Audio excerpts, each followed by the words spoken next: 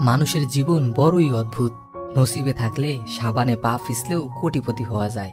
আবার কিছু মানুষ আছে যারা ভাগ্যের আশায় বসে থাকে না, তারা যে কোনো পরিস্থিতি থেকে সফলতার চূড়ান্ত শিখরে পৌঁছাতে সক্ষম।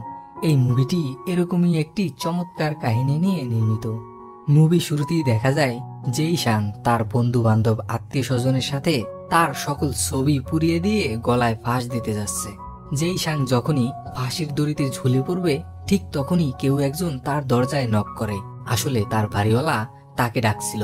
বাড়িওয়ালা যেই শাংকে বলে, আমি তোমার জন্য অনেক মজাদার নুডলস রান্না করে এনেছি, তাড়াতাড়ি দরজা খোলো, বেশি দেরি করলে নুডলস ঠান্ডা হয়ে যাবে, তখন আর নুডলসের মজা পাবে না। এদিকে ফাঁসির দড়ি গলায় নিয়ে যেই শাং চিন্তা করে, আমি তো চাইলে যে কোনো সময়ই মরতে পারি, কিন্তু মরার আগে এই মজাদার নুডলস মিস করা যাবে না। সে গলায় ফাঁস দেয়া বাদ দিয়ে